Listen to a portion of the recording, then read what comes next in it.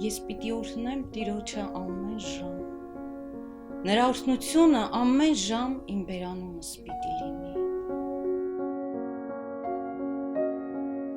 Տարիներ առաջ հանգամանքների բերումով մեկնեցինք ընտանիքով օտար երկիր։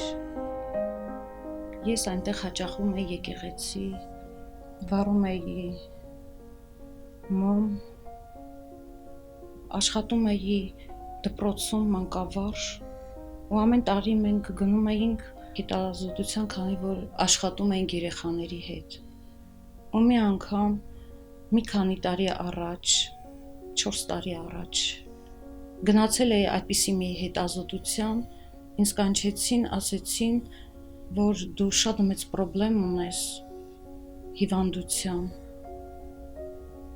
շտապ գնա կենտրոն, անկալագիչսկի, ռուսկաբանական կենտրոն։ Գնացինք, հույս ունեի, որ սխալ էր պատասխանը, այդ ամեն ինչ, որ իրանք ինձնից վերցրել էին այլն եւ այլն եւ այլն, ես մտածում եմ, որ այնտեղ կփոխվի այդ պատասխանը, բայց չէ, չփոխվեց ու պետք է անհապաղ օպերացիա անեին, վիրահատեին։ Իմ մոտ սկսվեց վախ, սարսափելի վախ, բացատրել դա, այդ վախը անհնար է բացատրել, բառեր չկան, որ ես բացատրեմ, թե ինչ տեսակի վախ էր իմ մեջ, այն, որ ես սեղանը, պատերը, մարդկանց տեսնում էի հողից։ Ես գունավոր ոչ մի բան չէի տեսնում ու հող էի տեսնում, մարդիկ իմ համար հողից սարքած մարդիկ էին, այդ տեսակի վախ էր։ Ու իմ մոտ հարազատ մարդ չկար բացի իմ ամուսնուց, ինքն էլ ավելի վատ վիճակի մեջ էր, որ ես ինչ-որտեղ ես էի իրան հուսադրում, քան ինքը ինձ։ Այդ ժամանակ իմ քույրը Անին, որը ծառայում է մեր տուն Աստծո եկեղեցում, այդ ժամանակ ես այդ եկեղեցու մասին ոչինչ չգիտեի։ Ինքը զանգեց, ինձ ասավ Անահիտ, քո համար մի խումբ մարդիկ, ծառայողներ, Աստծո ծառայողներ աղոթելու են։ Հեռախոսը հիմա դիր ականջիդ ու լսի մեզ։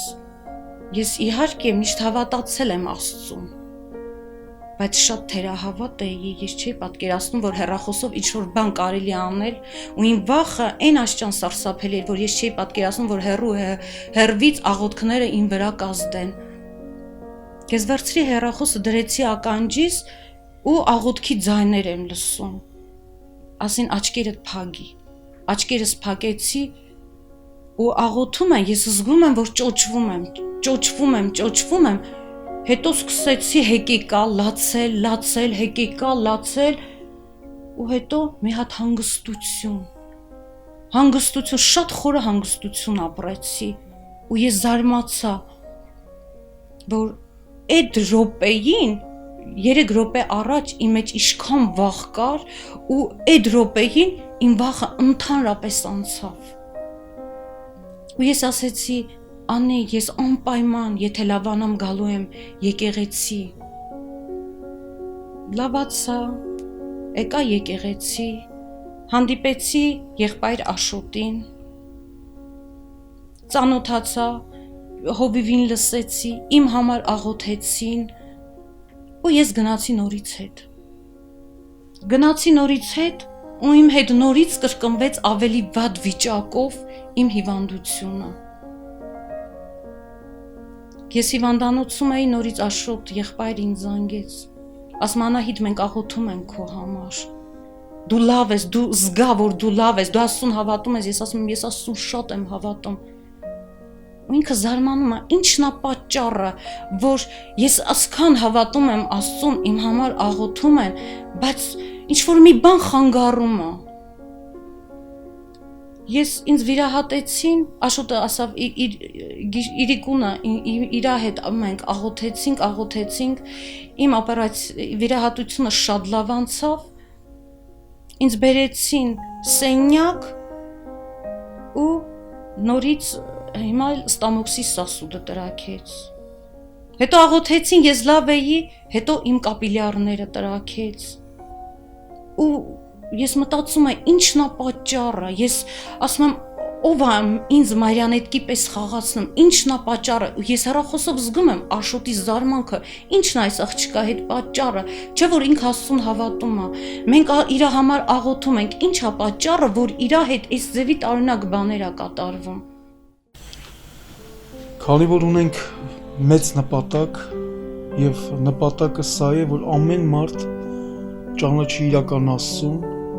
ճանաչի Հիսուս Քրիստոսին որպես իրական եւ անձնական Տեր ու Փրկիչ, նաեւ ճանաչի որպես Աստծուն իրական բժիշկ եւ սա առիթ դարձավ, որպես ես ծանոթանամ մի անձնավորության հետ, նրա անունը Անահիտ է, որը ապրում է Հայաստանից բավականին հեռու։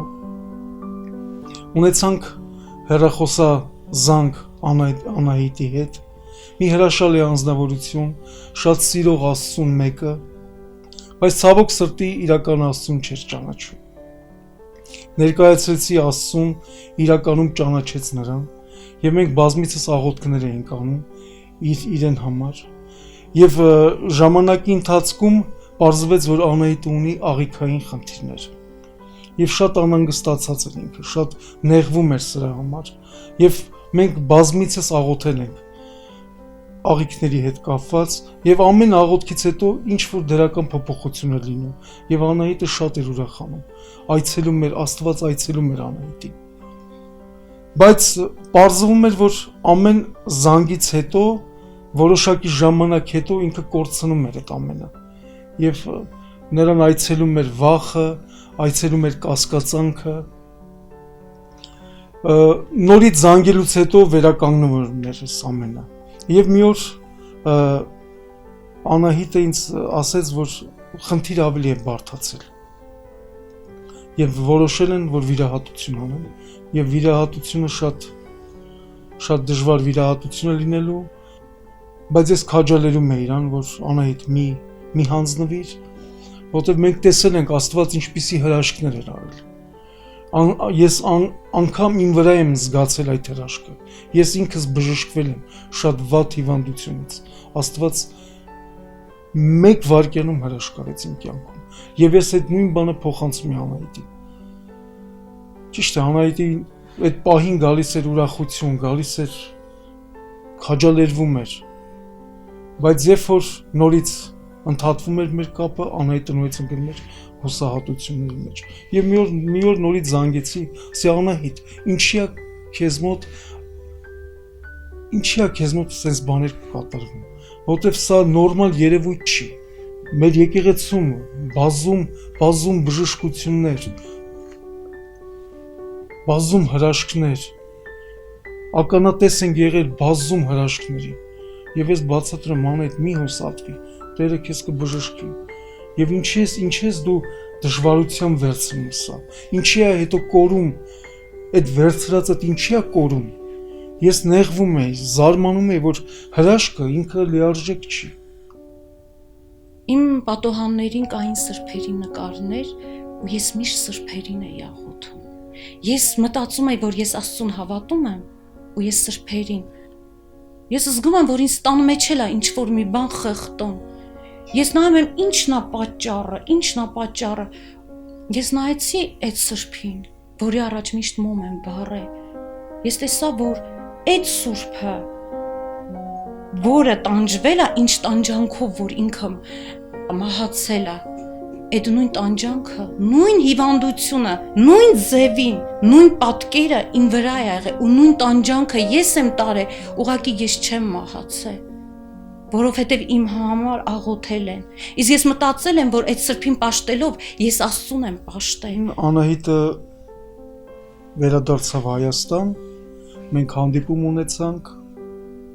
շատ հրաշալի անձնավորություն։ Եվ հետաքրքիրն այն էր, որ նա իր հետ բերել էր մի սրբապատկեր, երբ որ նա ցույց տվեց, որ ամբողջ այդ ընթացքում մեր աղոթքներից բացի նա նաև աղոթել էր հենց այդ սրբապատկերին։ Եվ հետաքրքիրը այն էր, որ այդ սրբապատկերում նկարված էր մի պատկեր ճակերտավոր մի սուրբի, որը մի սարսափելի մահով էր մահացել, որովայնից մի խոսքով այն ինչ որ հիմա Անահիտի մոտ կա, նույնը տեղի ունեցել այդ ճակերտավոր սուրբի հետ։ Եվ Անահիտը հենց նմանվել էր այդ կերպարին։ Եվ երբ որ հանդիպեցինք Անահիտի հետ, բացատրեցի, որ դա շատ վտանգավոր եւ սխալ բան է, ինքը ինչ անում է։ Եվ նա որոշում կայացրեց, որ հենց այդ սրբապատկերը ինքը պետք է ոչնչացնի եւ կոտրի։ Եվ ես իրան բերեցի մի հրաշալի օրինակ, ինչպես Գեդեոնը ջարդեց Աստարոֆտը եւ Աստարոֆտի փայտով զոհ մատուցեց Տիրոջը։ Եվ նա սա ուրախությամբ վերցնելով այդ բանն արեց։ Ու ես զգացի, ու ես այդ սրբի նկարը հանել եմ, ես չգիտեմ ուր դնեմ, ինքը ինձ խեղդում է, ես իմ վզիցե հանեցի այդ սուրբ նկարը, տարբեր սրբերի նկարներ էի ես պաշտում։ Դրա համար, եթե Աշոտը ինձ ասում է, Անահիտ, մենք գիշերը քո համար աղոթեցինք, բայց առավոտ ինչի քո հետ այդ բանը կատարվեց, որովհետև իմ լուսամուտի նկարի վրա ես Աշոտից հետո այդ լուսամուտի նկարին էի աղոթում, պատոհանին դրած նկարին ես աղոթում էի, Աշոտի աղոթքից հետո ես իմ տան նկարներին էի աղոթում, ու այն նկարը, որ ինքը այդ սուրբը կույր ա եղել ու իմ պապայի տունն ա եղել, ես զգացի, որ ինչի պապան կուրացա, որովհետև այդ սրբի նկարը իմ պապայի տունն էլ ա եղել ու իմ պապան է նույն ձևի կուրացա, ոնց սուրբն էր կուրացել։ Ինձ ասում են, Անահիտ, միթե դու այդ ձևով ես հավատաց, ասեն, մենք չենք իմացել, որ դու նկարը կուրք ես սարքել ու պաշտում ես դու կուրքերին։ Ես ասում եմ, ես չգիտեմ, ինձ թվում էր, որ ես դրանով էլի Աստծո հետ եմ խոսում։ Ուրեմն ես իմ հիվանդությունը ինքս եմ բերել իմ վրա։ Ես գտա, որ ես պաշտելով կուրքերին,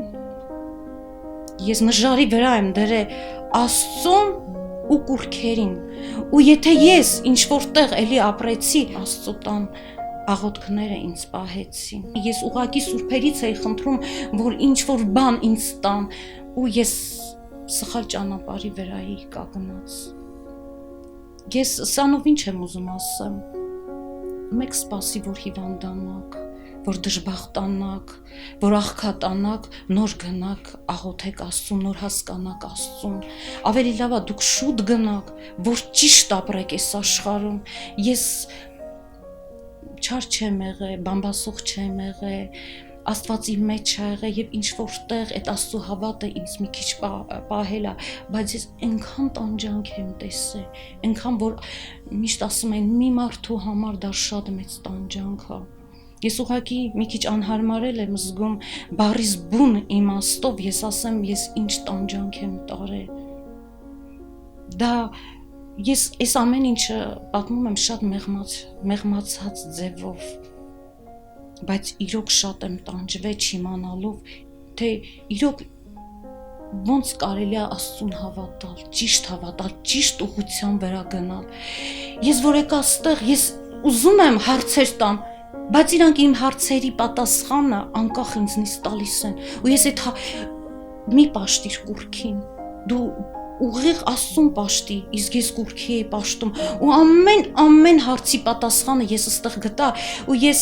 իմ ընկերուհին էր միշտ ասում, Անահիտ, դու այնքան բարի մարդ ես, ես ուզում եմ դու գաս Աստծո տուն առաջ։ Ես ասում եմ, ոչ, ես հավատում եմ, ասում, ինչի պետք է ես գնամ Աստծո տուն։ Ես կարող ավելի շատ եմ հավատում, քան դուք։ Ու ես չէի ընդունում այդ ամեն ինչը, ինչ որ ես աշճանաբար իմ վրա զգացի, բայց կորցրեցի առողջությունս ու նոր եկա այն եզրակացության, որ ես սխալ մոլորվել եմ, Աստծուն հավատացել եմ, բայց մոլորվել եմ ու սատանայի ճանապարհով եմ ես քայլել։ Ես զգացել եմ, որ իմ ոտքերը մի քիչ դժվար էին տանում եկեղեցի, ինչ որ չէի ուզում աղոթել, բայց ես զգում եմ պարտականություն։ Իսկ հիմա շատ հանգիստ եմ։ Ես ամեն օր ստեղ գալով մեր Աստծո տուն գալով մի նոր բան եմ սովորում ու ավելի հեշտ է իմ համար ապրելը։ Ես պիտի օրհնեմ Տիրոջը ամեն ժամ, նրա օրհնությունը ամեն ժամ իմ բերանումս պիտի լինի։ Սիրելի դիտող, քաջալերում եմ քեզ, որ ճանաչես իրական Աստծուն։ Աստված իրական է, Աստված բնակվում մեր սրտերում եւ ոչ միտեղ։ Աստված ոչ նկար է, ոչ հուշարձան է, ոչ խաչքար է, ոչ մոմ է, ոչ նկար է, այլ Աստված իրական անձնավորություն է եւ նա բնակվում է մեր սրտերում։ Ինչպես գրված է Եսայի մարգարեության մեջ, այնտեղ Տերը հստակ շեշտում է եւ գրված է, որ մի մարդ գնաց անտառ, ծառը կտրեց, փայտեր հավաքեց, ժողովեց, բերեց տուն, մի մասը այրեց, մի մասով խորոված արեց, մի մասով հաց թխեց եւ մի մասով էլ կուրկ տաշեց իրեն համար եւ սկսեց պաշտել։ Եվ Տերն ասում է, որքան խղճուկ ես դու, եւ դու պաշտում ես քո ձեռքի գործերին։ Կոչ եմ անում քեզ հրաժարվել կուրքերից եւ վստահել եւ հավատալ միակ իրական Աստծուն, Հիսուս Քրիստոսին։ Աստված օրհնի ձեզ։